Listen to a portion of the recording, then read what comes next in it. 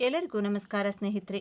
ನಮ್ಮ ಸುತ್ತಲಿನಲ್ಲಿ ಕಾಣಸಿಗುವ ಪ್ರತಿಯೊಂದು ಸಸ್ಯಗಳು ಹಲವಾರು ಔಷಧೀಯ ಗುಣವನ್ನ ಹೊಂದಿದೆ. ಅಂತಹ ಸಸ್ಯಗಳಲ್ಲಿ ಹಳ್ಳಿ ಪ್ರದೇಶದಲ್ಲಿ ಎಲ್ಲೆಂದರಲ್ಲಿ ಬೆಳೆಯುವ ಉಮ್ಮತ್ತಿ ಗಿಡವು ಒಂದು. ಇದರ ಎಲೆಗಳು ಹೂಗಳಲ್ಲಿ ಔಷಧೀಯ ಗುಣವು ಹೇರಳವಾಗಿದ್ದು ಮನೆ ಮದ್ದು ತಯಾರಿಸಿ ಆರೋಗ್ಯವನ್ನ ಕಾಪಾಡಿಕೊಳ್ಳಬಹುದು.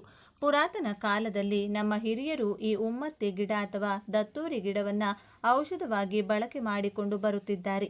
ಎಲ್ಲೆಂದರಲ್ಲಿ ಬೆಳೆಯುವ ಈ ಸಸ್ಯದ ಬಗ್ಗೆ ಹೆಚ್ಚಿನವರಿಗೆ ತಿಳಿದಿಲ್ಲ. ಈ ಗಿಡವು ಔಷಧೀಯ ಗುಣಗಳ ಆಗರವಾಗಿದ್ದರೂ ಇದರ ಕಾಯಿಗಳು ಚೆಂಡಿನ ಆಕಾರದಲ್ಲಿದ್ದು ಮುಳ್ಳಿನಿಂದ ಕೂಡಿದ್ದು ಇದು ಬಹಳಷ್ಟು ವಿಷಕಾರಿಯಾಗಿದೆ. ಆದರೆ ಈ ಸಸ್ಯವನ್ನ ಚರ್ಮದಿಂದ ಹಿಡಿದು ತಲೆನೋವಿನ ಸಮಸ್ಯೆಗೆ ಮನೆಮದ್ದಾಗಿ ಬಳಕೆ ಮಾಡಲಾಗುತ್ತದೆ. ಕಪ್ಪು ಉಮ್ಮತ್ತಿ ಗಿಡ ಅಥವಾ ಚಿಗರೆ ಗಿಡದ ಬಗ್ಗೆ ಈ ಆಸಕ್ತಿಕರವಾದ ವಿಷಯದ ಬಗ್ಗೆ ನೀವು ತಿಳಿದುಕೊಂಡ್ರೆ ಖಂಡಿತ ಆಶ್ಚರ್ಯ ಪಡ್ತೀರಾ. ಎಷ್ಟೋ ದೊಡ್ಡ ದೊಡ್ಡ ರಹಸ್ಯಗಳು ಈ ಚಿಗರೆ ಗಿಡದಲ್ಲಿದೆ. ಚಿಗರೆ ಗಿಡ ಅಥವಾ ಕಪ್ಪು ಉಮ್ಮತ್ತಿ ಗಿಡವನ್ನ ಚಿನ್ನಕ್ಕಿಂತಲೂ ಹೆಚ್ಚು ಬೆಲೆ ಬಾಳುತ್ತದೆ ಎಂದು ಹೇಳುತ್ತಾರೆ. ಹಾಗಾಗಿ ಈ ಗಿಡದ ಬಗ್ಗೆ ಕಂಪ್ಲೀಟ್ ಇನ್ಫಾರ್ಮೇಶನ್ ಈ ವಿಡಿಯೋದಲ್ಲಿ ನಾವು ತಿಳಿದುಕೊಳ್ಳೋಣ. ಆದರೆ ಅದಕ್ಕೂ ಮುಂಚೆ ನೀವಿನ್ನು ನಮ್ಮ ಚಾನಲ್ನ ಸಬ್ಸ್ಕ್ರೈಬ್ ಮಾಡ್ಕೊಂಡಿಲ್ಲ ಅಂದರೆ ಖಂಡಿತ ಈಗಲೇ ಸಬ್ಸ್ಕ್ರೈಬ್ ಮಾಡ್ಕೊಳ್ಳಿ. ಹಾಗೆ ಈ ವಿಡಿಯೋ ಇಷ್ಟ ಆದರೆ ಮರೆಯದೆ ಒಂದು ಲೈಕ್ ಕೊಡಿ. ಸ್ನೇಹಿತರೆ, ಚಿಗರೆ ಗಿಡವನ್ನ ಅತ್ಯುತ್ತಮವಾದ ಮೂಲಿಕೆ ಎಂದು ಆಯುರ್ವೇದದಲ್ಲಿ ಪರಿಗಣಿಸಿದ್ದಾರೆ. ಈ ಗಿಡದಲ್ಲಿ 3 ಜಾತಿಗಳಿದೆ. ಅದರಲ್ಲಿ ಒಂದು ಬಿಳಿ ಹೂಗಳು ಬಿಡುವ ಗಿಡ, ಇನ್ನೊಂದು ಅರಿಶಿನ ಬಣ್ಣದ ಹೂಗಳು ಬಿಡುವ ಗಿಡ, ಇನ್ನು ಮೂರನೆಯದು ನೀಲಿ ಬಣ್ಣದ ಹೂಗಳನ್ನು ಬಿಡುವ ಗಿಡ. ಅದನ್ನೇ ಕಪ್ಪು ಉಮ್ಮತ್ತಿ ಗಿಡ ಅಥವಾ ಚಿಗರೆ ಗಿಡ ಅಂತ ಕರೀತಾರೆ. ಈ ಗಿಡದ ಕಾಯಿಗಳು ಸಿಹಿ, ಕಹಿ, ಹುಳಿ, ಸಪ್ಪೆ ಹೀಗೆ ಬಗೆ ಬಗೆಯಾದ ರುಚಿಯಲ್ಲಿರುತ್ತದೆ. ಈ ಗಿಡ ಮತ್ತು ಭರಿಸುತ್ತದೆ.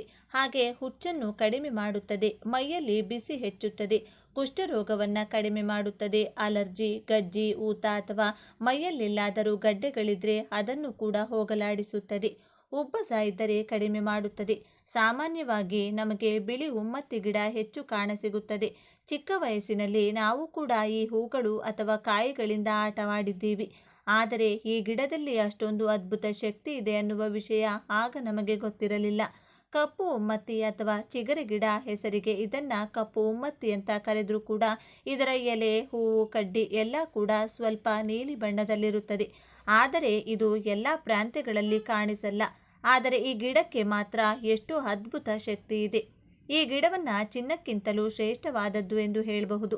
ಆಯುರ್ವೇದದಲ್ಲಿ ಗಿಡಮೂಲಿಕೆಗಳಿಂದ ಕಡಿಮೆಯಾಗದಂತಹ ಕಾಯಿಲೆಯೇ ಇಲ್ಲ. ಈ ಕಪ್ಪು ಉಮ್ಮತ್ತಿ ಗಿಡದ ಎಲೆಗಳನ್ನು ಮಂಡಿ ನೋವು ಕಡಿಮೆಯಾಗಲು ಬಳಸುತ್ತಾರೆ. ಹಾಗೆ ಬೆವರು ಗುಳ್ಳೆಗಳು ಓವರ್ ಹೀಟ್ ಆದಾಗ ಮೈಮೇಲೆ ಬಿರುವ ರ್ಯಾಷಸ್ ಆಗಲಿ ಹೋಗಲು ಕೂಡ ಇದನ್ನು ಬಳಸಲಾಗುತ್ತದೆ. ಬಾಣಂತಿಯರಿಗೆ ಎದೆಯಲ್ಲಿ ಹಾಲು ಗಡ್ಡೆ ಕಟ್ಟಿದಾಗ ಆ ನೋವು ಹೋಗಲು ಈ ಎಲೆಗಳ ಮೇಲೆ ಸ್ವಲ್ಪ ಎಳ್ಳೆಣ್ಣೆ ಹಚ್ಚಿ ಲೈಟಾಗಿ ಬಿಸಿ ಮಾಡಿ ನೋವಿರೋ ಕಡೆ ಇಟ್ಟರೆ ಗಡ್ಡೆ ಕಟ್ಟಿರುವ ಹಾಲು ಕರಗಿ ಎದೆನೋವು ಹೊರಟು ಹೋಗುತ್ತದೆ. ಅದರ ನಂತರ ಎದೆಯನ್ನು ಚೆನ್ನಾಗಿ ತೊಳೆದುಕೊಂಡ ನಂತರವೇ ಮಗುವಿಗೆ ಹಾಲನ್ನು ಕೊಡಬೇಕಾಗುತ್ತದೆ. ಇನ್ನು ತಲೆನೋವು ಬಂದಾಗ ಹಣೆಗೆ ಸ್ವಲ್ಪ ಯಾವುದಾದರೂ ಎಣ್ಣೆ ಹಚ್ಚಿಕೊಂಡು ಹಣೆ ಮೇಲೆ ಒಂದೆರಡು ಕಪ್ಪು ಉಮ್ಮತ್ತಿ ಎಲೆಗಳನ್ನು ಇಟ್ಕೊಂಡ್ರೆ ತಲೆನೋವು ಕೂಡಲೇ ಹೊರಟು ಹೋಗುತ್ತದೆ. ಇತ್ತೀಚಿನ ದಿನಗಳಲ್ಲಿ ಒಬೆಸಿಟಿ ಅಂದರೆ ಅತಿ ಹೆಚ್ಚು ತೂಕ ಬೆಳೆಸಿಕೊಂಡು ಕಷ್ಟಪಡೋರನ್ನು ನಾವು ಪ್ರತಿದಿನ ನೋಡ್ತಾನೆ ಇದ್ದೀವಿ. ಅಂಥವರು ದೇಹದಲ್ಲಿ ಯಾವ ಜಾಗದಲ್ಲಿ ಕೊಬ್ಬು ಹೆಚ್ಚಾಗಿ ಬೆಳೆದಿದೆಯೋ ಅಲ್ಲಿ ಈ ಎಲೆಗಳನ್ನು ಇಟ್ಕೊಂಡು ಮೇಲೊಂದು ಬಟ್ಟೆಯನ್ನು ಕಟ್ಕೊಂಡ್ರೆ ಅಲ್ಲಿರೋ ಕೊಬ್ಬನ್ನೆಲ್ಲ ಕೂಡ ಈ ಎಲೆಗಳು ನಿಧಾನವಾಗಿ ಎಳೆದುಕೊಳ್ಳುತ್ತೆ. ಇನ್ನು ವ್ಯಾಪಾರ ಮಾಡೋ ಜಾಗದಲ್ಲಿ ಈ ಗಿಡನ ಬೆಳೆಸಿದರೆ ಧನಾಕರ್ಷಣೆ ನಡೆಯುತ್ತದೆ. ಈ ಗಿಡಕ್ಕೆ ಹಣ ಆಕರ್ಷಣೆ ಮಾಡುವ ಅದ್ಭುತವಾದ ಶಕ್ತಿ ಇದೆ. ಅಷ್ಟೇ ಅಲ್ಲದೆ ಮನೆಯಲ್ಲಿ ಹಣ ಅಥವಾ ಆಭರಣ ಇಡೋ ಕಡೆ ಪೂಜೆ ಮಾಡಿರುವಂತಹ ಕಪ್ಪು ಉಮ್ಮತ್ತಿ ಎಲೆ ಅಥವಾ ಹೂ ಅಥವಾ ಕಾಯಿ ಯಾವುದನ್ನಾದರೂ ಇಟ್ಟುಕೊಂಡ್ರೆ ಮನೆಯಲ್ಲೂ ಕೂಡ ಅನಗತ್ಯ ಖರ್ಚುಗಳು ಇಲ್ಲದೆ ಸಂಪತ್ತು ಬೆಳೀತಾ ಹೋಗುತ್ತದೆ. ನಮಗಿರೋ ಆರ್ಥಿಕ ಸಮಸ್ಯೆಗಳೆಲ್ಲವೂ ಕೂಡಲೇ ಬಗೆಹರಿಯುತ್ತದೆ. ನಮ್ಮ ಮನೆಯಲ್ಲಿ ಹೆಚ್ಚು ಗಲಾಟೆಗಳು ನಡೀತಾ ಇದ್ರೆ ಅಥವಾ ಪ್ರಶಾಂತತೆ ಇಲ್ಲದಿದ್ದರೆ ಅದಕ್ಕೂ ಕೂಡ ಉತ್ತಮ ಪರಿಹಾರ ಈ ಕಪ್ಪು ಉಮ್ಮತ್ತಿ ಗಿಡ ಕೊಡುತ್ತದೆ. ಈ ಗಿಡದ ಬೇರನ್ನ ತಾಯತ್ತಿದಲ್ಲಿ ಕಟ್ಟಿಕೊಂಡು ಕೈಗೆ ಅಥವಾ ಕತ್ತಿಗೆ ಅಥವಾ ಸೊಂಟಕ್ಕೆ ಕಟ್ಟಿಕೊಂಡ್ರೆ ಯಾವ ಕಾರಣದಿಂದಲೂ ಯಾವ ದೃಷ್ಟಿ ಕೂಡ ಅವರಿಗೆ ತಾಕುವುದಿಲ್ಲ. ಅಷ್ಟೊಂದು ಶಕ್ತಿಯುತವಾದದ್ದು. ಈ ಗಿಡದ ಬೇರನ್ನು ನಾವು ಉಪಯೋಗಿಸಬೇಕು ಅಂದರೆ ಚಿಕ್ಕ ನಿಯಮವನ್ನು ಪಾಲಿಸಬೇಕು. ನಿಮ್ಮ ಜನ್ಮ ನಕ್ಷತ್ರದ ದಿನವಾಗಲಿ, ನೀವು ಹುಟ್ಟಿದ ವಾರವಾಗಲಿ ಅಥವಾ ದಿನಾಂಕದಂದು ಈ ಉಮ್ಮತ್ತಿ ಗಿಡದ ಹತ್ತಿರ ಹೋಗಿ ಮನಸ್ಸಿನಲ್ಲಿ ಒಂದು ಸಂಕಲ್ಪವನ್ನು ಮಾಡಿಕೊಂಡು, ನಾನು ಯಾರಿಗೂ ಯಾವ ಹಾನಿ ಮಾಡುವುದಿಲ್ಲ, ಇದು ಕೇವಲ ನನ್ನ ಸ್ವಂತ ಲಾಭಕ್ಕಾಗಿ ಮಾತ್ರ, ನಿನ್ನ ಬೇರನ್ನು ಕಿತ್ತುಕೊಳ್ಳುತ್ತಿದ್ದೇನೆ. ದಯವಿಟ್ಟು ನನ್ನನ್ನು ಕ್ಷಮಿಸು, ಹಾಗೆ ನನ್ನನ್ನು ಆಶೀರ್ವದಿಸು ಎಂದು ಗಿಡಕ್ಕೆ ಹೇಳಿ ನಮಸ್ಕಾರ ಮಾಡಿಕೊಂಡು ಆ ಗಿಡದ ಬೇರನ್ನು ಕಿತ್ತು ತಂದು ಅದನ್ನು ಚೆನ್ನಾಗಿ ತೊಳೆದು ದೇವರ ಮನೆಯಲ್ಲಿ ಇಟ್ಟುಕೊಳ್ಳಬೇಕು. ಭಕ್ತಿಯಿಂದ ದೇವರ ಪೂಜೆ ಮಾಡಿದ ಮೇಲೆ ಈ ಬೇರಿಗೂ ಕೂಡ ಪೂಜೆ ಮಾಡಿ ಒಂದು ತಾಯ್ತದಲ್ಲಿ ಈ ಬೇರನ್ನು ಇಟ್ಕೊಂಡು ಹಾಕ್ಕೊಂಡ್ರೆ ಯಾವ ದೃಷ್ಟಿ, ತಂತ್ರ, ಮಂತ್ರ, ಕೆಟ್ಟ ಪ್ರಯೋಜನಗಳು ನಿಮ್ಮ ಮೇಲೆ ಕೆಲಸ ಮಾಡೋದಿಲ್ಲ. ಅಷ್ಟೇ ಅಲ್ಲದೆ ಕೋತಿ ಅಥವಾ ನಾಯಿ ಕಚ್ಚಿದಾಗಲೂ ಈ ಗಿಡ ನಮಗೆ ಸಹಾಯ ಮಾಡುತ್ತದೆ. ಹುಚ್ಚು ನಾಯಿ ಕಚ್ಚಿದರೂ ಕೂಡ ಇದನ್ನು ನಾವು ಉಪಯೋಗಿಸಬಹುದು. ಆ ನಾಯಿ ಅಥವಾ ಕೋತಿ ಎಲ್ಲಿ ಕಚ್ಚಿದೆಯೋ ಆ ಜಾಗದಲ್ಲಿ ಈ ಎಲೆಗಳನ್ನು ಅರೆದು ತೆಗೆದಿರುವ ರಸ ಹಚ್ಚಿಕೊಂಡ್ರೆ ವಿಷ ಎಲ್ಲ ಕೂಡ ಎಳೆದುಕೊಳ್ಳುತ್ತದೆ. ಒಣಗಿದ ಕಪ್ಪು ಉಮ್ಮತ್ತಿ ಎಲೆಗಳ ಧೂಪ ಎಳೆದುಕೊಂಡ್ರೆ ಅಸ್ತಮ ಕಡಿಮೆಯಾಗುತ್ತದೆ. ಫೈಲ್ಸ್ ಬಂದವರಿಗೂ ಕೂಡ ಈ ಗಿಡ ಸಹಾಯ ಮಾಡುತ್ತದೆ. ಫೈಲ್ಸ್ ಬಂದು ಯಾರು ಕಷ್ಟಪಡುತ್ತಿದ್ದರೋ ಅವರಿಗೆ ಈ ಕಪ್ಪು ಉಮ್ಮತ್ತಿ ಗಿಡದ ಬೇರುಗಳನ್ನು ತೆಗೆದುಕೊಂಡು ಅದನ್ನು ಚೆನ್ನಾಗಿ ತೊಳೆದು ಅರೆದು ಎಲ್ಲಿ ಫೈಲ್ಸ್ ಗಡ್ಡೆ ಇದೆಯೋ ಅಲ್ಲಿ ರಾತ್ರಿ ಹಚ್ಚಿಕೊಂಡು ಹಾಗೆ ಬಿಟ್ಟರೆ ನೀವು ಬಾತ್ರೂಮ್ಗೆ ಹೋಗುವಾಗ ಫೈಲ್ಸ್ ಗಡ್ಡೆಗಳು ತಾನಾಗಿ ಉದುರಿ ಹೋಗುತ್ತದೆ. ಕಪ್ಪು ಉಮ್ಮತ್ತಿ ಎಲೆಗಳ ರಸವನ್ನು ಅಂಗಾಲಿಗೆ ಹಚ್ಚಿಕೊಂಡ್ರೆ ಅಂಗಾಲಿನಲ್ಲಿ ಉರಿ ಅಥವಾ ಜೋಮು ಇದ್ರೆ ಹೊರಟು ಹೋಗುತ್ತದೆ. ಈಗ ನಾವು ಬಳಸುತ್ತಿರುವ ಕೆಮಿಕಲ್ ಶಾಂಪುಗಳು, ಸೋಪುಗಳು, ಕಂಡೀಷನರ್ಗಳಿಂದ ಹೆಚ್ಚಾಗಿ ಕೂದಲು ಉದುರುವುದು, ಡ್ಯಾಂಡ್ರಫ್ ಬರ್ತಾ ಆಗ್ತಾ ಇರೋದು, ಹೊಸ ಕೂದಲು ಬೆಳೀತಾ ಇಲ್ಲ, ಅಲ್ಲಲ್ಲಿ ಬೋಳು ತಲೆ ಆಗ್ತಾ ಇದೆ. ಈ ಕಪ್ಪು ಉಮ್ಮತ್ತಿ ಎಲೆ ರಸವನ್ನು ಕೂದಲಿಗೆ ಹಚ್ಚಿಕೊಂಡು 15 ನಿಮಿಷ ಬಿಟ್ಟು ತಲೆ ಸ್ನಾನ ಮಾಡಿದರೆ, ವಾರದಲ್ಲಿ 1-2 ಸಲ ಈ ರೀತಿ ಮಾಡುತ್ತಿದ್ದರೆ ಶಾಶ್ವತವಾಗಿ ತಲೆಯಲ್ಲಿ ಹೇನುಗಳು, ಡ್ಯಾಂಡ್ರಫ್, ಕೂದಲು ಉದುರುವುದು ನಿಂತು ಹೋಗಿ ಹೊಸ ಕೂದಲು ದಟ್ಟವಾಗಿ ಬೆಳೆಯುತ್ತದೆ. ಮೈಮೇಲೆ ಅಲರ್ಜಿ, ರ್ಯಾಷಸ್, ಗಜ್ಜಿ ಏನೇ ಸಮಸ್ಯೆ ಇದ್ದರೂ ಕೂಡ ಈ ಎಲೆಯ ರಸವನ್ನು ಹಚ್ಚಿಕೊಂಡ್ರೆ ಅದು ಹೊರಟು ಹೋಗುತ್ತದೆ. ಇದರಿಂದ ಇಷ್ಟೆಲ್ಲ ಪ್ರಯೋಜನ ಇದ್ದರೂ ಕೂಡ ಯಾವ ಪರಿಸ್ಥಿತಿಯಲ್ಲೂ ಈ ಎಲೆಗಳ ರಸವನ್ನು ಬಾಯಲ್ಲಿ ತೆಗೆದುಕೊಳ್ಳಬಾರದು. ಏಕೆಂದರೆ ಈ ಗಿಡ ತುಂಬಾ ವಿಷಕಾರಿ. ದೇಹದ ಮೇಲೆ ಮಾತ್ರವೇ ಹೊರಟು ದೇಹದ ಒಳಗಡೆ ಇದು ಹೋಗಲೇಬಾರದು. ಮುಖ್ಯವಾಗಿ ಮಕ್ಕಳನ್ನು ಈ ಗಿಡದಿಂದ ತುಂಬಾ ದೂರ ಇಡಬೇಕು. ಈ ಗಿಡ ಎಷ್ಟೊಂದು ಅದ್ಭುತವಾದ ಗುಣಗಳು ಹೊಂದಿದೆಯೋ ಅಷ್ಟೇ ಅಪಾಯಗಳನ್ನು ಕೂಡ ಹೊಂದಿದೆ. ಈ ಗಿಡದ ಯಾವ ಒಂದು ಚಿಕ್ಕ ಭಾಗವಾಗಲಿ ಅಪ್ಪಿತಪ್ಪಿ ನಮ್ಮ ಬಾಯೊಳಗೆ ಹೋದರೆ ಕಡಿಮೆ ಪ್ರಮಾಣ ಇದ್ದರೆ ವಾಂತಿ ಭೇದಿಯಾಗಿ ನಿಂತು ಹೋಗುತ್ತದೆ. ಒಂದು ವೇಳೆ ಹೆಚ್ಚಿನ ಪ್ರಮಾಣದಲ್ಲಿ ಹೋದರೆ ನಮ್ಮ ಕಣ್ಣಿನ ನೋಟ ಹೊರಟು ಹೋಗುತ್ತದೆ, ಹುಚ್ಚು ಹಿಡಿಯುತ್ತದೆ, ಲಕ್ವ ಹೊಡೆಯುತ್ತದೆ, ಒಮ್ಮೊಮ್ಮೆ ಕೋಮಾಗೂ ಕೂಡ ಹೋಗಬಹುದು. ಆದರೆ ಒಂದು ವೇಳೆ ನಮಗೆ ತಿಳಿಯದೆ ಅಕಸ್ಮಾತ್ತಾಗಿ ಈ ಗಿಡದ ರಸ ನಮ್ಮ ಬಾಯೊಳಗೆ ಹೋದರೆ ಮೊದಲು ನಾವು ಯಾವ ಭಾಗ ನಮ್ಮ ಬಾಯಲ್ಲಿ ಹೋಯಿತು ಎಂದು ನೋಡಿಕೊಳ್ಬೇಕು. ಅಂದರೆ ಈ ಗಿಡದ ಎಲೆನ ಕಾಯ, ಹೂವು ಅಥವಾ ಹಣ್ಣು ಎಂದು ತಿಳಿದುಕೊಂಡು ಅದೇ ಭಾಗವನ್ನು ಹತ್ತಿ ಗಿಡದಿಂದ ಕಿತ್ತು ತರಬೇಕು. ಅಂದರೆ ಉಮ್ಮತ್ತಿ ಗಿಡದ ಎಲೆ ಅಥವಾ ಎಲೆಯ ರಸ ನಮ್ಮ ಬಾಯೊಳಗೆ ಹೋಗಿದ್ರೆ ನಾವು ಹತ್ತಿ ಗಿಡದ ಎಲೆಯನ್ನು ಕಿತ್ತು ತಂದು ಅದನ್ನು ಸ್ವಲ್ಪ ನೀರು ಹಾಕಿ ತೊಳೆದು ಅರೆದು ಅದನ್ನು ವಿಷ ತಿಂದವರಿಗೆ ಕೊಟ್ಟರೆ ಉಮ್ಮತ್ತಿ ವಿಷ ಏನಿದೆಯೋ ಅದು ದೇಹದಿಂದ ಹೊರಗೆ ಬಂದು ಬಿಡುತ್ತದೆ.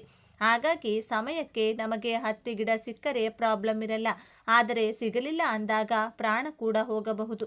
ಆದ್ದರಿಂದ ಇದು ಬಾಯೊಳಗೆ ಹೋಗದಂತೆ ಹುಷಾರಾಗಿ, ಈ ಒಂದು ವೇಳೆ ಆಯುರ್ವೇದಿಕ್ ಡಾಕ್ಟರ್ಸ್ ನಿಮಗೆ ಇದನ್ನು ಸಜೆಸ್ಟ್ ಮಾಡಿದರೆ ಅವರು ಎಷ್ಟು ಕ್ವಾಂಟಿಟಿ ಹೇಳ್ತಾರೋ ಅಷ್ಟು ಮಾತ್ರವೇ ತೆಗೆದುಕೊಳ್ಳಿ, ಸ್ವಲ್ಪ ಕೂಡ ಹೆಚ್ಚಾಗದಂತೆ ನೋಡಿಕೊಳ್ಳಿ. ಈ ಗಿಡವನ್ನು ಮಾಟಮಂತ್ರ ಪ್ರಯೋಗ ಮಾಡೋಕೆ ಹೆಚ್ಚಾಗಿ ಬಳಸುತ್ತಾರೆ. ಹಾಗಾಗಿ ಎಲ್ಲೋ ಖಾಲಿ ಜಾಗದಲ್ಲಿ ಗಿಡ ಕಾಣಿಸಿದ ತಕ್ಷಣ ಅದನ್ನು ಬಳಸಬೇಡಿ. ಈ ಗಿಡದ ಮೇಲೆ ಯಾವುದಾದರೂ ಮಾಟಮಂತ್ರ ಪ್ರಯೋಗ ನಡೆದಿದ್ರೆ ಅದು ನಿಮಗೂ ಕೂಡ ಎಫೆಕ್ಟ್ ಆಗುತ್ತದೆ. ಬರೀ ಮಾಟ ಮಂತ್ರ ಮಾತ್ರ ಅಲ್ಲದೆ ಇದು ಆಧ್ಯಾತ್ಮಿಕವಾಗಿಯೂ ತುಂಬ ಶಕ್ತಿಶಾಲಿ. ಯಾಕೆಂದರೆ ಈ ಗಿಡದ ಹೂಗಳು, ಈ ಗಿಡದ ಕಾಯಿಗಳಿಂದ ಹಚ್ಚಿದ ದೀಪ ಅಂದರೆ ಪರಮೇಶ್ವರನಿಗೆ ಅತಿ ಪ್ರೀತಿ. ಯಾರಿಗೆ ಮಕ್ಕಳು ಇಲ್ಲವೋ ಅವರು ಈ ಕಪ್ಪು ಉಮ್ಮತ್ತಿ ಹೂಗಳಿಂದ ಪರಮೇಶ್ವರನನ್ನು ಪೂಜಿಸಿದರೆ ಖಂಡಿತ ಪುತ್ರ ಸಂತಾನ ಆಗುತ್ತದೆ ಎಂದು ಪರಮೇಶ್ವರ ಪಾರ್ವತಿ ದೇವಿಗೆ ಹೇಳಿದಂತೆ ಶಿವಪುರಾಣದಲ್ಲಿ ಬರೆಯಲಾಗಿದೆ.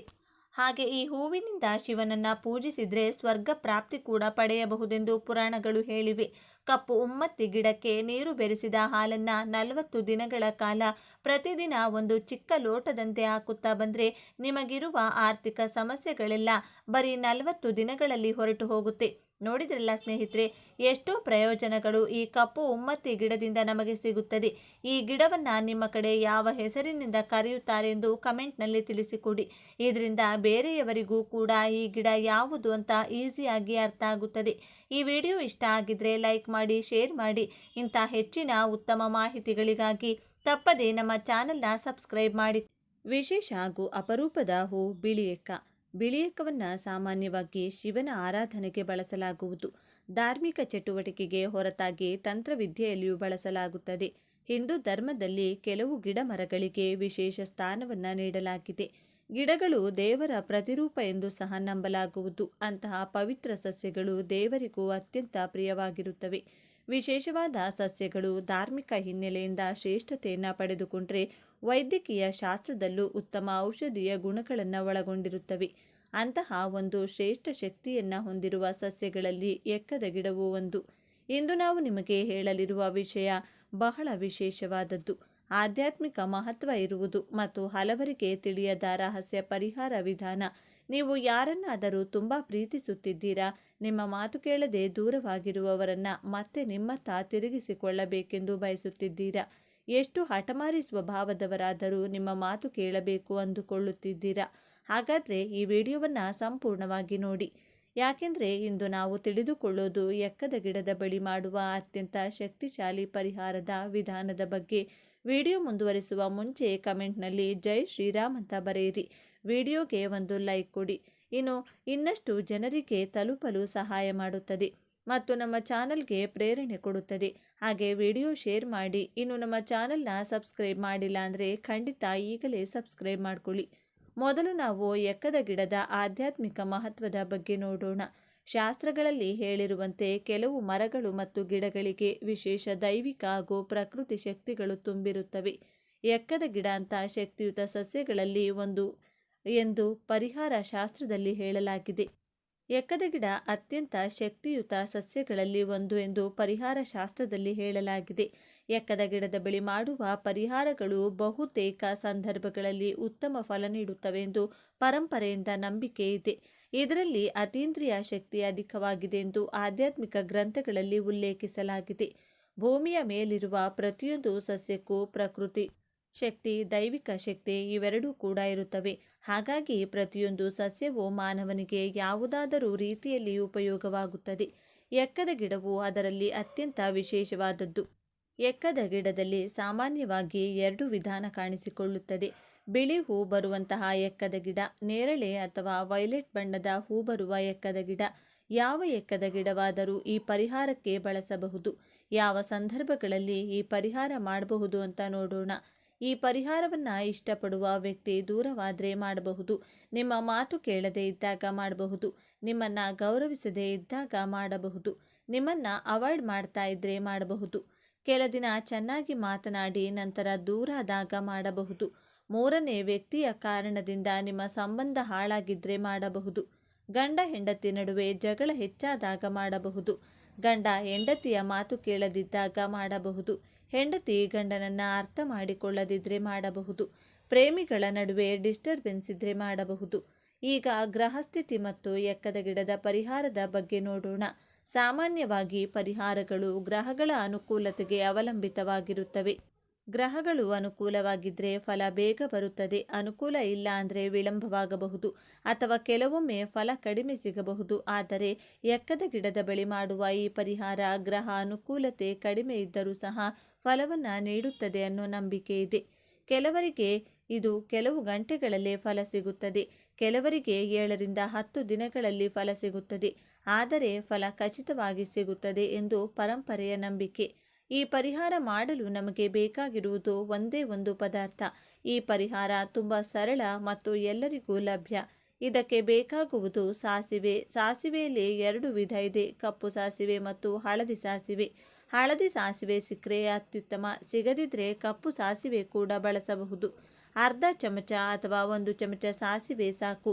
ಪರಿಹಾರ ಶಾಸ್ತ್ರದಲ್ಲಿ ಸಾಸಿವೆಗೆ ಅತೀಂದ್ರಿಯ ಶಕ್ತಿ ಇದೆ ಎಂದು ಹೇಳಲಾಗಿದೆ. ಈ ಪರಿಹಾರ ಮಾಡಲು ಸಮಯ ಮತ್ತು ನಿಯಮಗಳನ್ನು ಮೊದಲು ತಿಳಿದುಕೊಳ್ಳಬೇಕು. ಈ ನಿಯಮಗಳನ್ನು ತಪ್ಪದೇ ಪಾಲಿಸಬೇಕು. ಮೊದಲು ಸ್ನಾನ ಮಾಡಿರಬೇಕು. ಬೆಳಿಗ್ಗೆ ಅಥವಾ ಸಂಜೆ ಸಂಧ್ಯಾ ಕಾಲದಲ್ಲಿ ಈ ಪರಿಹಾರವನ್ನು ಮಾಡಬೇಕು.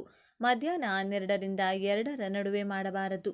ಈ ದಿನ ನಾನ್ ವೆಜ್ ತಿನ್ನಬಾರದು. ಮಹಿಳೆಯರು ಮಾಸಿಕ ಧರ್ಮದ ಸಮಯದಲ್ಲಿ ಮಾಡಬಾರದು. ಒಬ್ಬ ವ್ಯಕ್ತಿಗಾಗಿ ಮಾತ್ರ ಸಂಕಲ್ಪವನ್ನು ಮಾಡಬೇಕು. ಹಾಗೆ ಈ ಪರಿಹಾರವನ್ನು ರಹಸ್ಯವಾಗಿ ಮಾಡಬೇಕು. ಪರಿಹಾರ ಮಾಡೋಕ್ಕೂ ಮುಂಚೆ ಅಥವಾ ಮಾಡಿದ ಮೇಲೂ ಕೂಡ ಯಾರಿಗೂ ಇದರ ಬಗ್ಗೆ ಹೇಳಬಾರದು. ಎಕ್ಕದ ಗಿಡದ ಬಳಿ ಮಾಡುವ ಈ ಪರಿಹಾರದ ವಿಧಾನವನ್ನು ತಿಳಿದುಕೊಳ್ಳೋಣ. ಈಗ ಗಮನವಿಟ್ಟು ಕೇಳಿಸಿಕೊಳ್ಳಿ.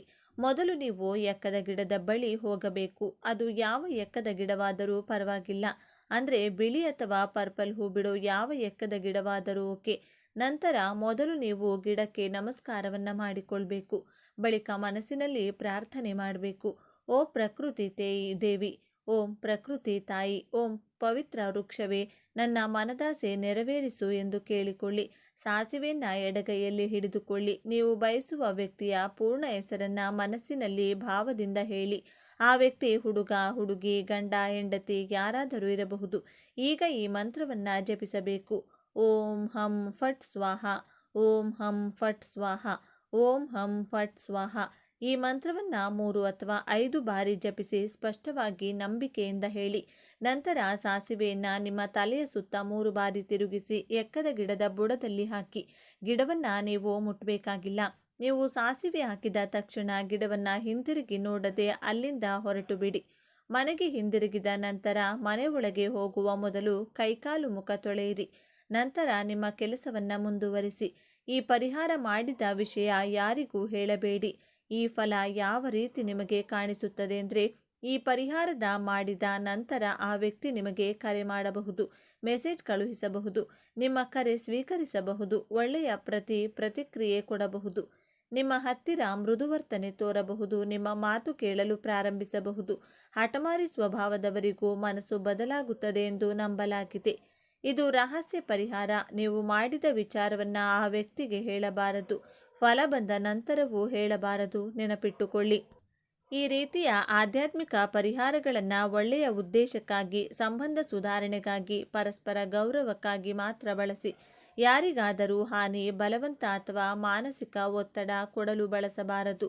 ಇನ್ನು ಬೇಗನೆ ಫಲ ಬರಲು ಅಥವಾ ಹೆಚ್ಚು ಫಲ ಸಿಗಲು ಈ ಪರಿಹಾರ ಮಾಡುವ ಮೊದಲು 5 ನಿಮಿಷ ಧ್ಯಾನ ಮಾಡಿ. ಮನಸ್ಸನ್ನು ಶಾಂತವಾಗಿಟ್ಟುಕೊಳ್ಳಿ. ಕೋಪ ಇರಬಾರದು.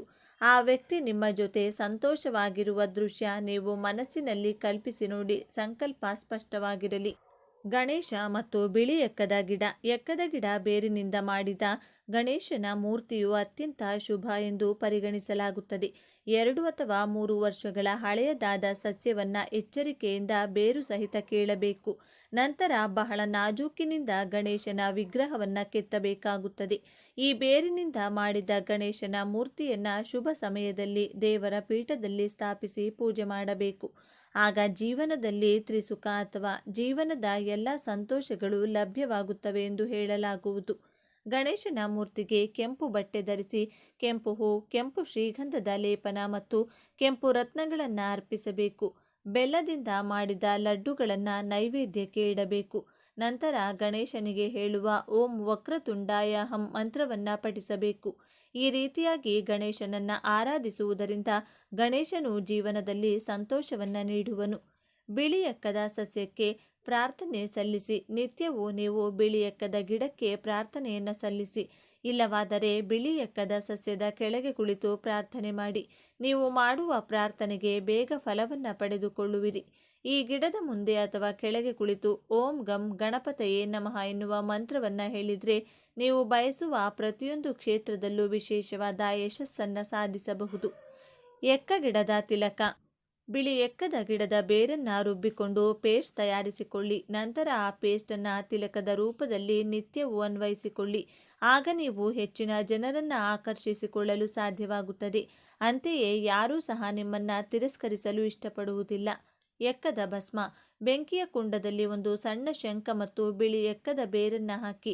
ನಂತರ ಆ ಭಸ್ಮವನ್ನು ಸಂಗ್ರಹಿಸಿ ಇಟ್ಟುಕೊಂಡ ಭಸ್ಮವನ್ನು ನಿತ್ಯವೂ ತಿಲಕದ ರೂಪದಲ್ಲಿ ಧರಿಸಿ. ಆಗ ನೀವು ಕೆಟ್ಟ ಅದೃಷ್ಟ ಹಾಗೂ ಕೆಟ್ಟ ಶಕ್ತಿ ಯಾವುದು ನಿಮ್ಮ ಬಳಿ ಸುಳಿಯದು. ಎಲ್ಲವೂ ದೂರ ಸರಿಯುತ್ತದೆ. ಶತ್ರುಗಳನ್ನು ಶಾಂತಗೊಳಿಸುವುದು. ಬಿಳಿ ಎಕ್ಕದ ಎಲೆಯ ಮೇಲೆ ಎಕ್ಕದ ಸಸ್ಯ ರಸವನ್ನು ಬಳಸಿ ಶತ್ರುವಿನ ಹೆಸರನ್ನು ಬರೆಯಿರಿ. ನಂತರ ಅದನ್ನು ಮಣ್ಣಿನೊಳಗೆ ಹೂಳಿಡಬೇಕು.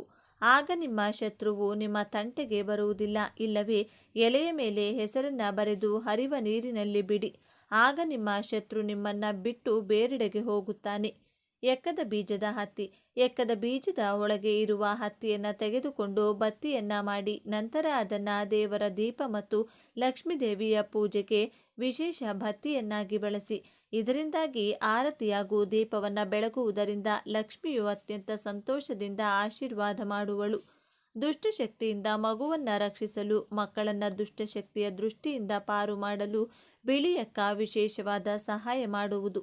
ಒಂದು ಬಟ್ಟೆಯ ಚೀಲದಲ್ಲಿ ಬಿಳಿ ಎಕ್ಕ ಸಸ್ಯದ ಬೇರು, ಬೆಳ್ಳುಳ್ಳಿ, ಬಿಳಿ ಹರಳು ಮತ್ತು ನವಿಲು ಗರಿಯನ್ನು ಇಡಿ. ನಂತರ ಆ ಚೀಲವನ್ನು ಸೂಕ್ತ ಜಾಗದಲ್ಲಿರಿಸಿ.